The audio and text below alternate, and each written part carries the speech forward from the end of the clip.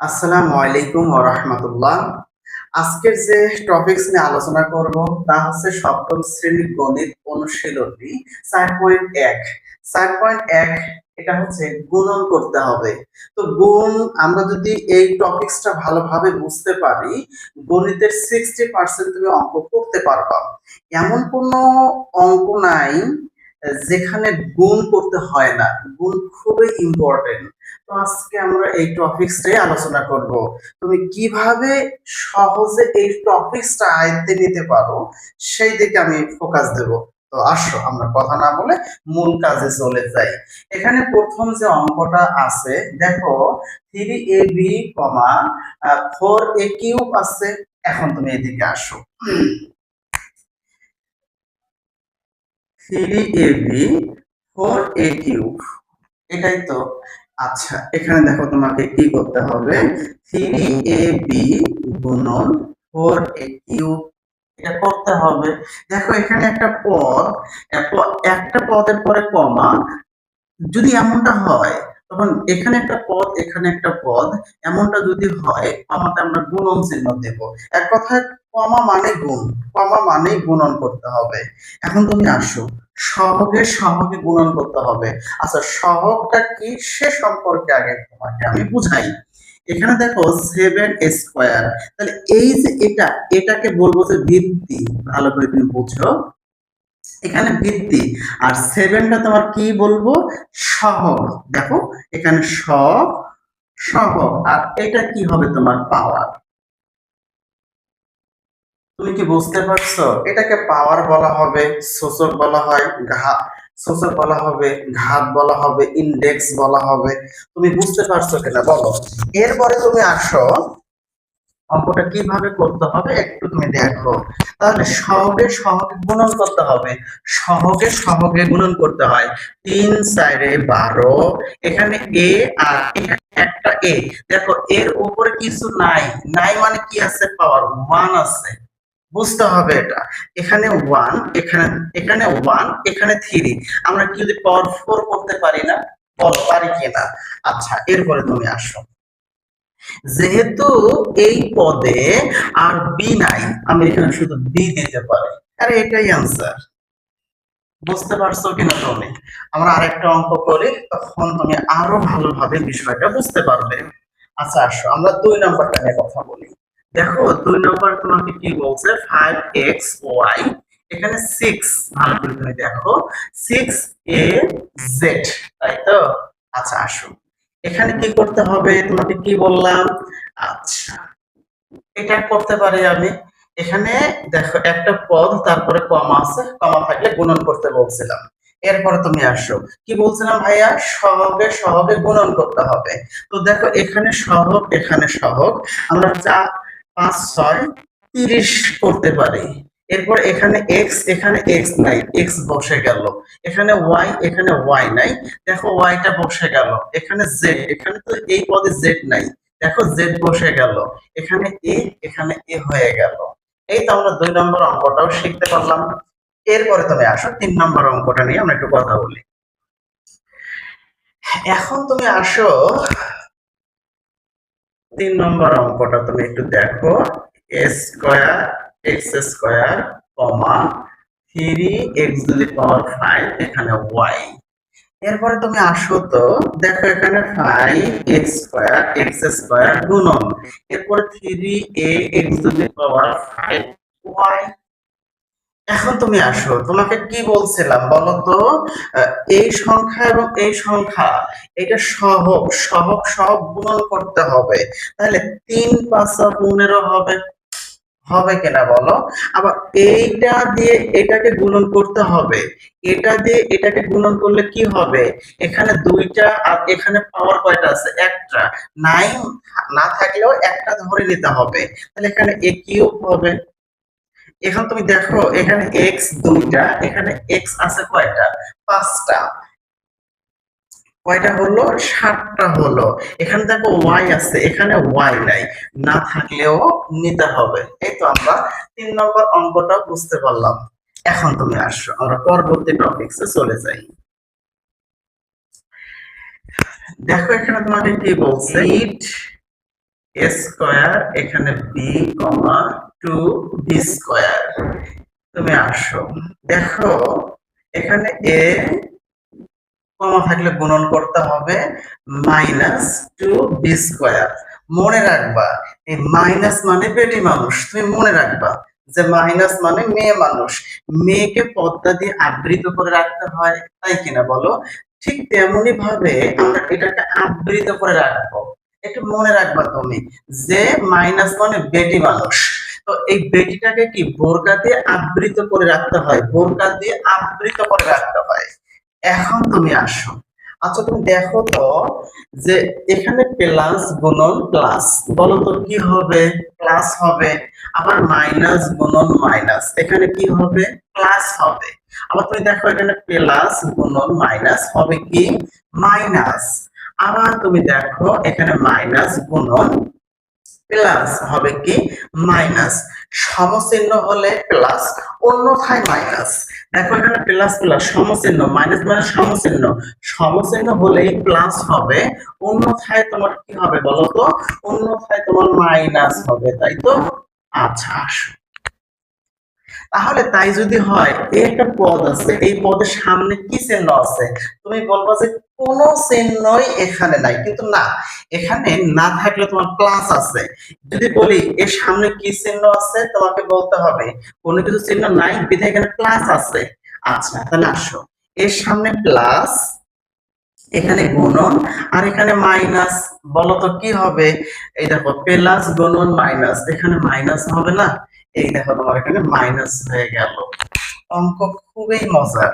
আচ্ছা এরপরে তুমি আসো, এখানে দেখো 8 আর 2 সহকার আছে, 8 2 16, তাই কিনা? এখন তুমি দেখো এখানে স্কয়ার, এখানে তো স্কয়ার নাই, তাই স্কয়ার বি এর পাওয়ার কত আছে? 1। আর এখানে বি এর পাওয়ার কত আছে? 2।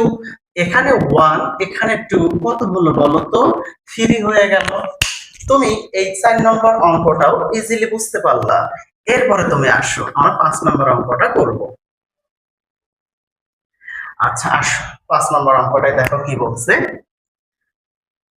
-2ab x square, tan b cube x y z। এখন তুমি আসো, এখানে -ab x স্কয়ার গুণন b cube x y z। আচ্ছা সামনে থাকলে এটা ব্র্যাকেট দিয়ে আবৃত করার প্রয়োজন হয় না, কেউ যদি করতে চায় এটা করতে পারো, কোনো সমস্যা নাই। কেউ করতে চায় করতে পারো, কিন্তু না করলেও সমস্যা হবে না, আমরা করলাম না মনে করো। এখন আসো তো, মাইনাস গুণন প্লাস, মাইনাস গুণন প্লাস কি হবে? মাইনাস হবে। এখন দেখো 5 2 10, এ এখানে এ নাই, দেখো এ বসে গেল, এখানে বি আছে একটা, বি এর পাওয়ার আছে 1, এখানে বি এর পাওয়ার আছে 3, তাহলে 1 আর 3, 1 আর 3 কত হবে? 4 হবে, তাই না? এখানে দেখো x, x এর কয়টা আছে? x এর আছে তোমার 2টা, এখানে আছে কয়টা? একটা। কয়টা হইল? 3টা হইল। এরপরে তুমি আসো, এখানে y, এখানে y নাই, এই যে y হয়ে গেল একটা। এরপর তুমি z, এই যে তোমার z হয়ে গেল, এখানে z আছে এখানে z নাই, এরপরে z আকারে বসে গেল। বলো তোমরা বুঝছো কিনা এটা? এরপরে আসো আমরা 6 নাম্বারটা নিয়ে একটু কথা বলি।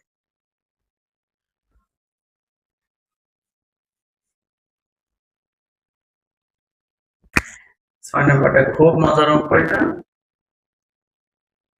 স্কয়ার কিউ কিউ মাইনাস, এখানে 6p টু দি পাওয়ার 5, এখানে x কিউ স্কয়ার।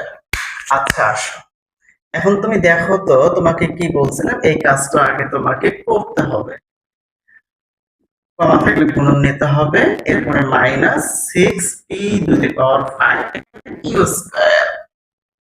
এখন দেখো আমি তোমাকে কি বলছিলাম, মাইনাস গুণন মাইনাস কি হবে? প্লাস হবে। মাইনাস গুণন মাইনাস হয়ে গেল প্লাস। শুরুতে প্লাস লেখার প্রয়োজন হয় না। 3 দেখো 3 6 18, এখানে পি এর পাওয়ার কয়টা আছে? দুইটা। এখানে কয়টা? পাঁচটা। তাহলে পি টু দি পাওয়ার আমি কত লিখতে পারি বলো তো? 7 লিখতে পারি। এখন তুমি আসো, এখানে কিউ এর পাওয়ার কয়টা? তিনটা। এখানে কয়টা? দুইটা। তাহলে কিউ টু দি পাওয়ার 5 হয়ে গেল। বলো তুমি বুঝছো কিনা? আচ্ছা, এরপরে তুমি আসো, আমরা 6 নম্বর অঙ্কটাও খুব ইজিলি করতে পারলাম। আচ্ছা, এরপরে আসো, আমরা 7 নম্বরটা করব।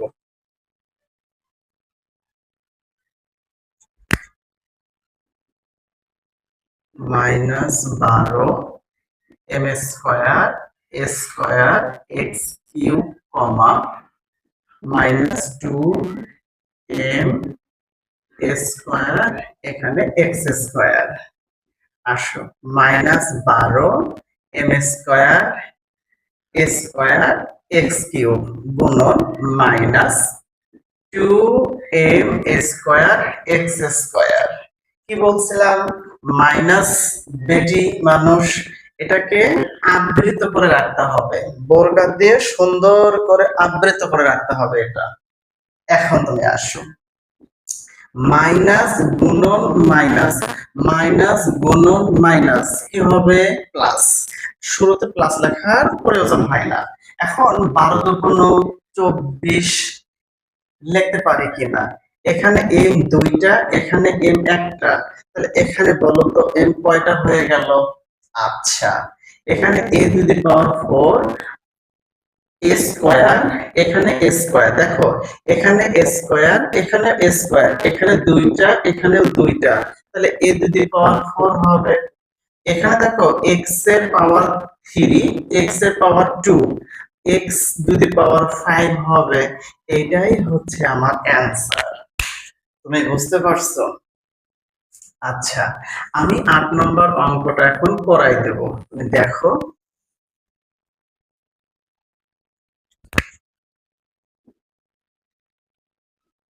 7 a cube b x to the power 5 y square comma -3 x to the power 5, আচ্ছা x to the power 5 y to the power 3 বা y কিউব, এখানে a স্কয়ার b স্কয়ার।